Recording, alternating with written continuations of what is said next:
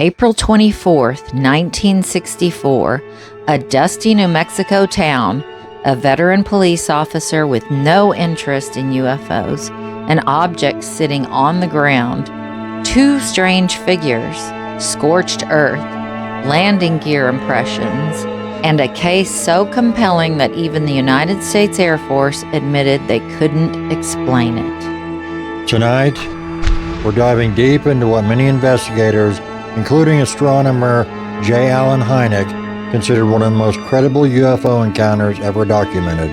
This is the story of Officer Lonnie Zamora and the Socorro incident.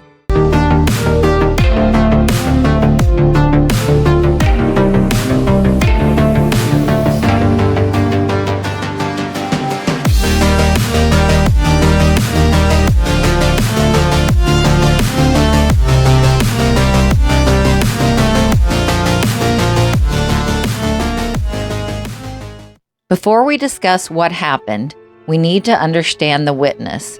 Lonnie Zamora wasn't a UFO enthusiast. He wasn't writing books. He wasn't chasing fame. He wasn't trying to become famous. He was a respected police officer in Socorro, New Mexico. Friends described him as quiet, honest, reliable, and deeply religious. Investigators repeatedly noted that Zamora had an excellent reputation and no apparent motive to fabricate his account. It was around 5:45 p.m. Zamora was pursuing a speeding vehicle through town. As he accelerated south, he suddenly heard an incredibly loud roar. His first thought wasn't flying saucer. Instead, he feared that a nearby dynamite shack had exploded. He abandoned the traffic pursuit and headed towards the source of the sound. That decision changed his life forever. And that one retired Socorro police officer is still haunted by the unearthly encounter that took place here 32 years ago. Lonnie Zamora remembers April 24th, 1964. He was a rookie on the force, returning to the station after an uneventful day. Then, a speeding vehicle passed Zamora's patrol car, and he set off in pursuit. When we got to this hill, saw a lot of dust, and I let the speeder go, and I turned to investigate. I could see a white object sitting between those two bushes over there, and I had to come real slow because this was a messed up road, had big rocks on it and everything. I thought it was the kids from high school. They were racing up here, and maybe one of the teenagers had turned over. Driving towards an arroyo, Zamora spotted something bright. At first, he believed it was an overturned automobile reflecting the sun. He climbed closer. Then he realized it wasn't a car. Sitting on the ground was an egg-shaped aluminum white object.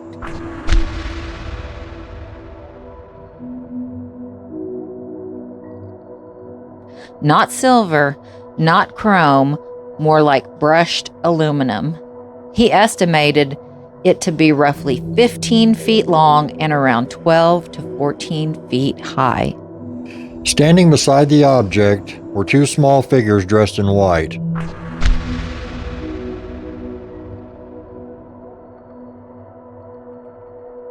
They appeared human-shaped. Zamora later said they looked like small adults or perhaps large children wearing white coveralls. One appeared startled when it noticed him.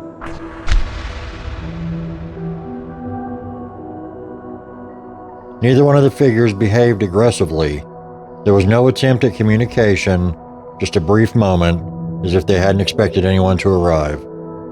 One detail often overlooked: the craft displayed a strange red insignia.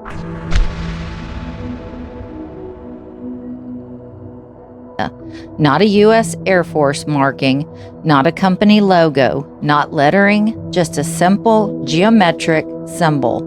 Zamora later drew it from memory. To this day, no one has identified its meaning. As Zamora stepped closer, the craft suddenly came alive. The speeding object came to a stop.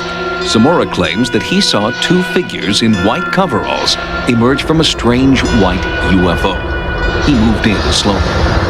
I came up here on this road till I could find a flat spot where I could park my car.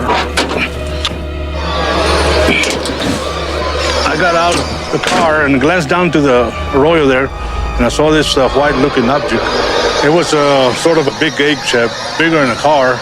Those are the examples that were there, and the craft was sitting right in between them two. So I started down to see what it was, and then I heard this big boom in the bottom, and fire came off the bottom.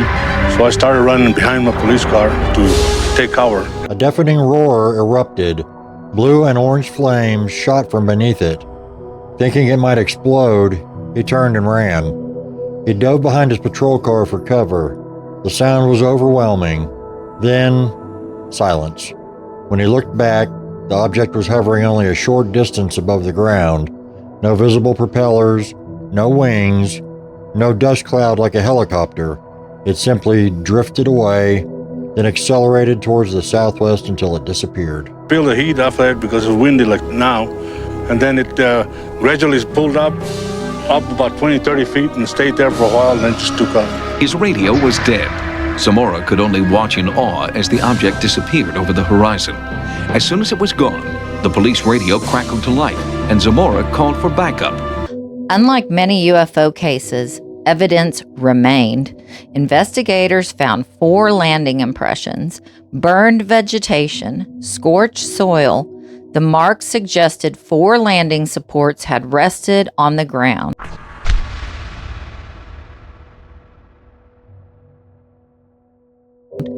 Plants nearby appeared heat damaged.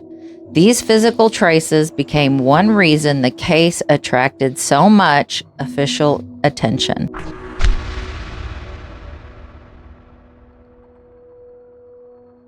Several people in the region also reported seeing an unusual object in flight around the same time. Although none witnessed Zamora's close encounter directly, their reports generally matched the timing and the direction of the object's departure, adding another layer to the case.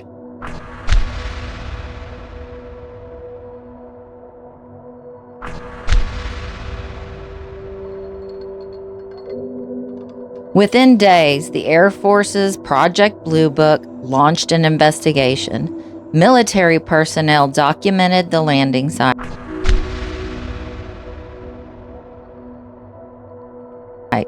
They interviewed Zamora repeatedly. So did the FBI. One of the investigators was astronomer Dr. JAllenHynek. Initially a skeptic working for the Air Force, Hynek became increasingly impressed by the evidence.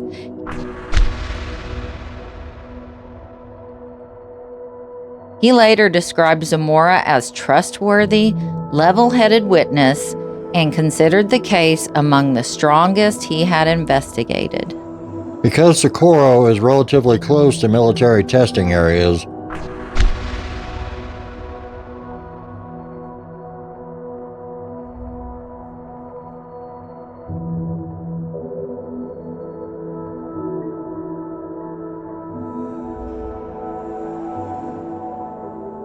some proposed that Zamora had witnessed an experimental lunar landing vehicle.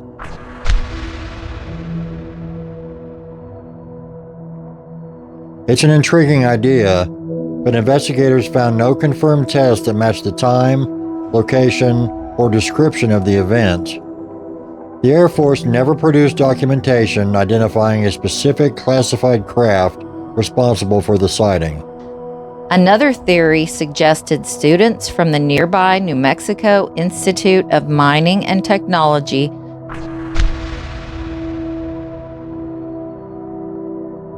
staged an elaborate prank. The problem, no evidence had ever conclusively tied anyone to such a hoax. No participants confessed, and investigators found no proof that could account for all the physical evidence in Zamora's observations. Thousands of UFO reports have been filed over the decades. Most rely on lights in the sky.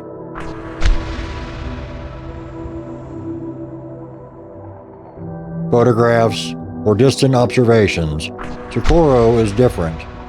It includes a trained police officer, a close-ranged observation, reported occupants, physical landing traces, official Air Force and FBI investigations, a final Project Blue Book classification of unknown.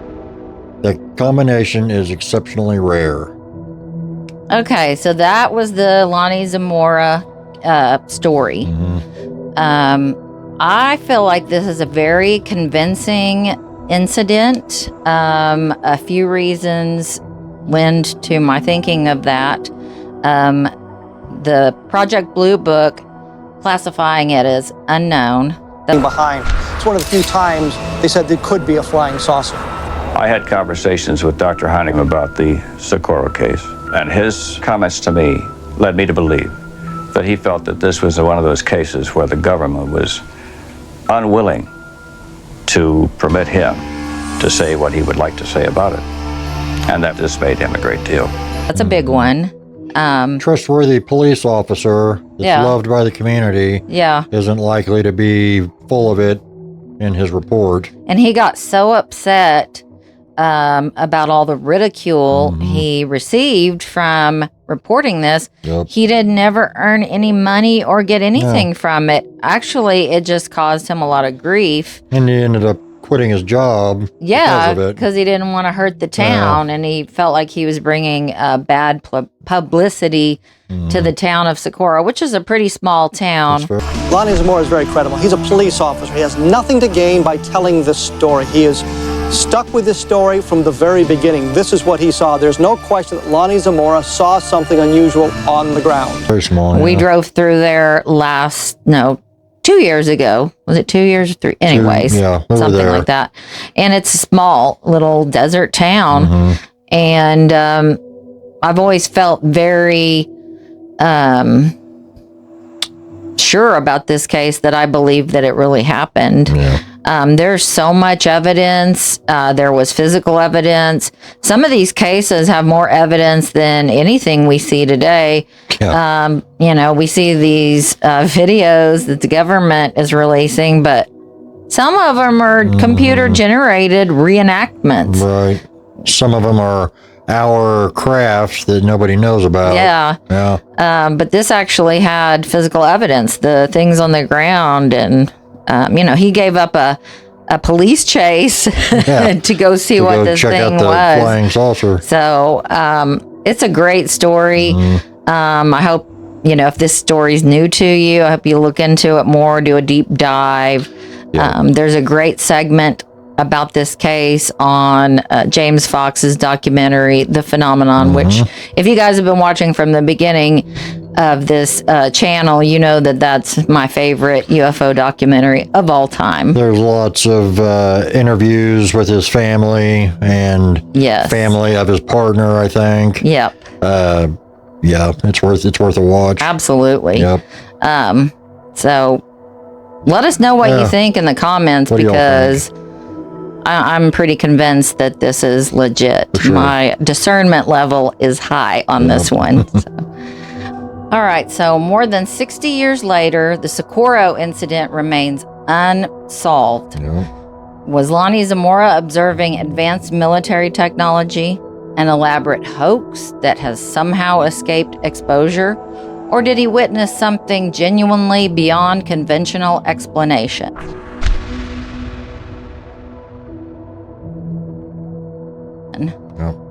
Whatever your conclusion, one thing is difficult to dismiss. Lonnie Zamora never sought celebrity.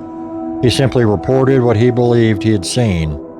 And despite one of the most thorough investigations of its era, no definitive explanation has ever emerged. Perhaps that's why, even today, the Socorro incident remains one of the crown jewels of UFO history.